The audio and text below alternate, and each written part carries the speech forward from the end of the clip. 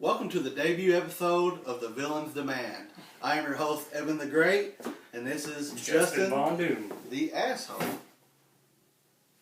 Anyways, so for weeks we've been planning on doing this. We've talked about books, stuff we want to do, but as of Tuesday, with our beloved Marvel's announcement of Secret Wars, all this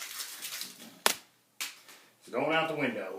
It's all about Secret Wars. In May, all this ends. So, basically what Secret Wars is doing is recreating the Marvel Universe. Starts off with Hickman's New Avengers titles that have to do these things called incursions, where two universes, Marvel, are colliding, and one has to be destroyed in order for the other to survive. It comes to the point where it's nothing but the Ultimates and everyone's beloved 616 come to a point where they're colliding and they find out there's nothing they can do about it. The worlds are destroyed and a new world called Battleworld is created. Battleworld consists of every alternate universe and even the Ultimates themselves in the 616. And basically, Evan, I want your thoughts on the general idea of this concept. Well, when I first heard about it, the Battle World, chaos is what came to mind. And then as they released the map of how they're going to merge everything, it become more of a controlled chaos where they're taking different realities and they're putting them together and they're forming a new world, and that's where our world's going to be from here on out. And which eventually, when that ends, that there's going to be one whole world forged. And basically, we're wanting to know what areas are you most interested in the Secret Wars out of the 41 that are in it. Yeah, there's 41 of them. There are different ones between the different storylines involving the X-Men, Ultron, the Hulk. But the three that kind of caught my attention, or of course I'm a Hulk fan, so I would pick Greenland, and they're going to do the top of it, and it's going to be Planet Hulk reality. And if anybody read that run, it was really good. So I can only imagine what they're going to do in merging it with this world. It's probably one of Marvel's better stories. Yeah, the picture of it has Captain America in there too, with all the Hulks, and right underneath that world is going to be Mephisto, which is Dystopia. which is another a lot of Hulk going on up there. But I would start with that one. That's probably going to be very interesting. Another one to keep an eye on would be the Eye of Agamotto. That's one of mine. I think Agamotto. There you go. He got it right. Doctor Strange, they're doing a movie of his. I'm sure they're gonna, make him a mainstream character again as far as the new Marvel. And plus, there's a lot that he has with the magic arts and everything, and he can pull a lot of things in: villains, heroes, magic. And even in the New Avengers, he taken it upon himself to try to stop this, along with Reed, Stark, and Black Panther, T'Challa. And I think he even became a god to try to stop this, and nothing has worked so far. One of the worlds that interests me the most is 2099. I love Spider-Man, love Punisher, Doom in that world, and I really hope when all this is over, they have a very dominant spot in this all-new Marvel world. Yeah, I like 2099 too, especially Spider-Man. I've read recent runs, but even the past 2099 stuff, especially Doom. I know he's a big fan of yours. Plus, 2099 Doom is a lot better. And with that, all these worlds, people will move on, people will die, and it's even been hinted by Axel, the editor-in-chief for Marvel, that there might be resurrections. Do any of those interest you? Yeah, speaking of resurrections, I wouldn't really call it resurrections because there's going to be different realities coming in, where there's going to be different characters, like they're going to have the 92 X-Men cartoon reality coming in. You might get Professor Xavier from there, which I think he'd be a good one to resurrect if you want to use those terms. I really think they need that in the X-Men. If they want to keep them mainstream. I think Xavier, all of his beliefs and thoughts were big, and Scott just kind of tore it down. Even though a lot of people liked the way they was going, I'm a Xavier fan. I think the X-Men would need him. I think Cap, instead of being what he is now, would go back to old Cap, and he would become more of a hero. I think he's more resurrection, but I don't know. I think he really needs to go back to that cap because he's more of a hero and a leader. The third one would be Wolverine, which everybody's always knew Wolverine's going to come back. But I actually like all the Death of Wolverine stuff. A lot of people don't like it, but I actually liked it, but now it's all gone. So that would probably be my 3 that I would think of. Xavier being the biggest one. Well, you know me, I'm not big on resurrections. If someone dies, they should stay dead. Because especially, you know, someone like Gwen Stacy, who I really wouldn't complain if they brought back, it gives Spider-Man motivation. It empowers him. But with all this Spider-Verse and the Spider-Gwen, I do have a feeling she is going to be one of the people in this new world, so to say. Yeah, I'm more of a Gwen Stacy fan than a Mary Jane fan, but that's just me. I don't know too much about Spider-Man. Don't read as much as you do, but I don't know. I think she's more of a interesting character. Okay, so through it all, who do you want to survive? My survivors, I would say the ones I think will definitely survive. You may not like this, but I think Spider-Man as Peter Parker and Miles are both going to survive. And I think they're going to probably do like a team-up book to try to push Miles. I don't like any Ultimate stuff, but I think that Bendis being a writer for Ultimate Spider-Man, he's going to kind of push the envelope on that. See, and as you said, you know, I have a deep love and appreciation for Spider-Man. I don't like Miles. But the way Marvel's pushing him so much, I do feel that if this happens, Peter Parker will not be Spider-Man no more, and Miles will be this new Earth Spider-Man. But on that topic, I personally want Spider-Man 2099. That's who I want. That would be awesome. Besides Peter, I think he's the best Spider-Man. He's very different. He's almost got an arsenal, kind of like Batman in a way. Not that I'd like to compare my Spider-Mans to my Batmans. But he is one guy that I really, really want to see survive. And then with 2099 in the 616, the character I'm torn apart is Doom. Love Dr. Doom. He's one guy that I think if he finds out that these incursions are happening, is a guy that could literally survive in the new world and find a way to per se, I guess, become dominant in the new world. Oh, yeah. Where are we off to now? Dies. Yeah. Who do you think is dying at the end of this? I think Beast is definitely going to die. I think that a lot of people think he's going to die. He's been through a lot, and he takes the blame on a lot of this stuff. The original X-Men coming back. He brought them back. Which everybody apparently is giving him flack over. Which I like the original X-Men, but I don't like them brought back into the present world. I'm behind on the newer X-Men stuff, but I just don't think it fits in with what Cyclops has done now. Plus, Beast bringing them back. They've just been through the ringer. Oh, I like it because, for one, as much as I despise Jean Grey, having a young Jean Grey makes for a good story because you have the love that's still there between Scott and Emma, even though they're, I guess you could say, still not together after AVX. But, you know, Scott's true love is Jean Grey. And she's realized that she's getting married to him, you know, since she's been acting, realize all the devastation she's going to bring. It makes for a really good story, you know, because for one, she realized I've caused all this havoc, and then he himself becomes what I became and does the same. Yeah, speaking of that, I think another one that's going to die is Emma. That's what I think. I think she'll die, and they may reunite the Jean and Cyclops. That's pretty interesting. Or maybe she comes back as a villain. Gives her a reason to go back to being a villain. Speaking of that, they do have different villains' territories popping up.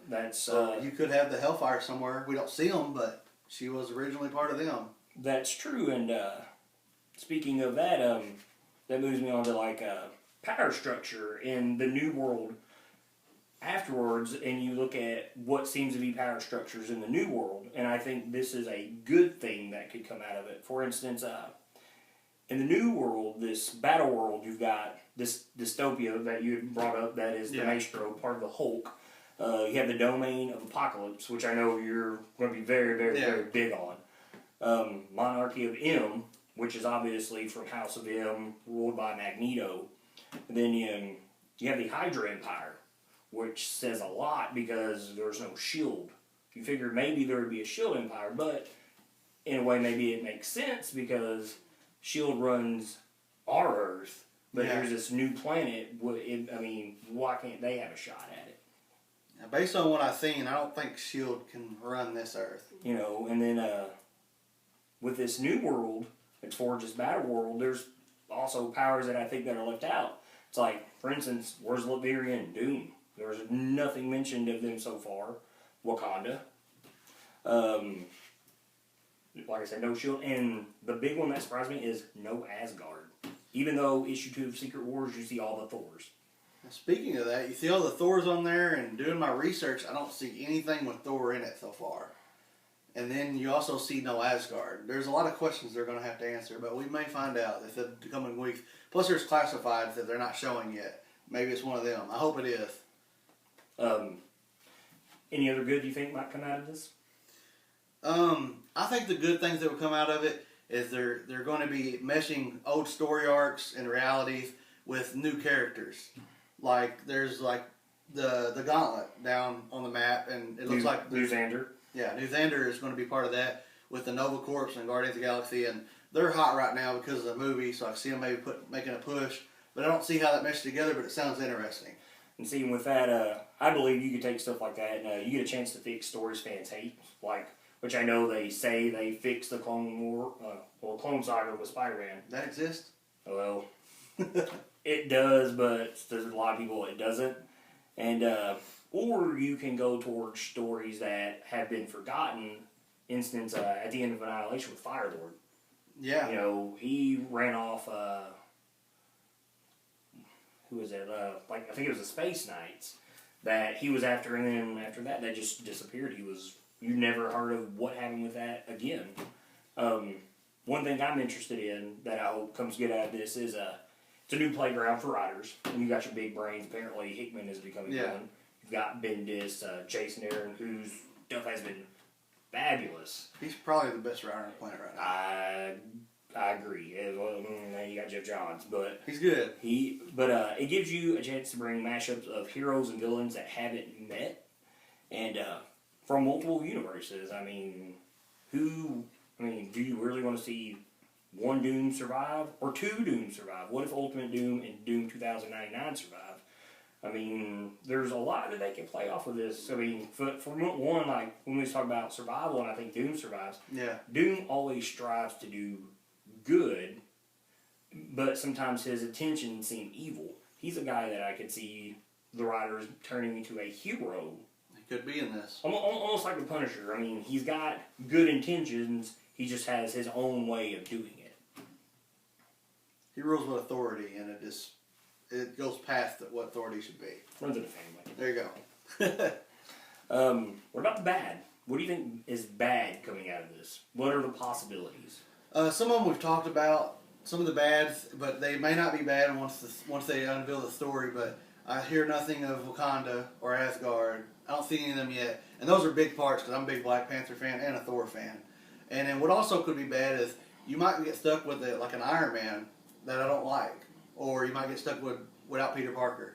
Them are bad things that I couldn't see reading comics without him. Well, you say that, and technically Pete was going through the Spider-Man run, which Slott wrote, and that was amazing. It was. I mean, that was a non-stop thrill ride. When that first came out, that's when I started reading Spider-Man again, with issue 700, and it felt like it's going to be a failure, but I wanted to give it a shot, and they just surprised me with the way that Dan wrote that story arc. He's just an amazing writer on Spider-Man. What worries me is, even if this is a straight reboot, or even a reboot where whoever survives remembers everything, that this is a complete failure. You look at DC's 52, and for the most part, it's crash and burning to the fact that they're doing their own reboot here right before the Secret War starts. But where they are opening the door to all possibilities, Marvel seems to be closing them and saying, we're going to do this one world, and this is what we're going to work off of. So, here recently after Secret Wars, they've been releasing these teasers. You've got the War Zones, the Secret Wars. The big one, though, I think that strikes everybody is Last Days, which they said during the conference that, you know, the Ultimate World and the 616, they have 8 hours to figure it out, and everything fails. You know, I'm assuming that most people will be involved. They will notice what is going on. Yeah. You know, being a fan of Marvel, people have their characters they love. And with your characters, who do you think, how do you think they're going to react to this, and what do you think they're going to do? Some big characters for me, well, one of the biggest ones would be Tony Stark. I feel that with that limited time, he would try everything he could to get the technology that him and his father have created and try to get it to where it will survive, but they say nothing's going to survive. So maybe he can figure out some way to just push it out of existence and maybe reappear later on, and somebody can use his technology to restore what was lost. See, kind of like I said with Doom earlier, you know, like he is one of Marvel's 8 smartest people, or so they've said, and I feel that he would do something like that to know, like, hey, you know, maybe I can figure out how this battle world's forged, you know, find my own niche to survive and make sure everything I've done continues on. One of my guy, obviously, I am worried about Spider-Man. I think he's a guy that would be very torn, depending on where he's at and the people he cares about. Mary Jane, which we all know he does, and Aunt May, and you know, depending on the time and maybe where they're at, does he have enough time to get to both of them? Does he have to choose one over the other? And I mean, is this where they finally, you know, realize they need to be together and then the world ends? I mean, to me, it tears me up to know that, you know, a guy like Spider-Man who strives for the best and always seems when he has the best gets it taken away, and here's a chance for him to realize that, hey, me and Mary Jane are meant to be together. You know, Aunt May's going to live long with us, and it's going to be gone. That'd be bad closure. Good closure, but bad closure. So if that did happen. We have a few things we're going to talk about as well. Number 41, going back to Battleworld, is the wall. And by looking at the map, I'm sure all y'all have seen it watching this, it separates, when it separates the two realms, there's a lot of it that's on the bottom part that is really powerful. And I just wonder why, if that's the reason the wall's there, or if there's a different reason, because it's kind of separating, you know, the Ultrons and the Thanoses from the other stuff going on. Well, if you look down, you have New Xander down there. I can't recall the name for, I think it's Perfection, or Ultron Rules, Age of Ultron. And then there's the Marvel Zombies area. And you would think that the Ultron world and this Marvel Zombies world, which they're said to fight in a book, would be besides, well, I guess Planet Hulk, that world, would be the most chaotic. It would. And for one, the wall would separate them from these other worlds. And then you have New Xander there in the middle. I mean, you think about it, New Xander's the home of the Nova Corps. Yep. And what are the Nova Corps? They're police. I mean, maybe that's why they're there. To police that area, maybe they run the wall. They may actually run the wall. And they are there to keep these worlds at bay. Something I thought about on the wall, well, that actually would fit the Nova Corps, but I actually think the Watcher has something to do with the wall. That's just my personal thing, because everybody's read comics knows that he's not here right now. He's dead, yeah. So he always shows up at big events. In different reality. I mean, for one, you could go, technically, he's still alive. Yeah. Because you go to all these events before Original Sin, he's still alive in those events. Just go back to like we were talking about Professor X. And talking about these events, there are some that strike me as curious that are missing, like Fear itself. Though not I would say one of Marvel's better selling events, the fact that to have a world ran by the worthy, would be pretty interesting considering, when we talk about there's no Asgard. There's not. But yet there's all these Thors on the cover of issue 2. And I mean, but for all we know, the realm known as Hydra Empire, that could be, the Worthy could be there, considering it was the Red Skull's plan to bring all these hammers forth.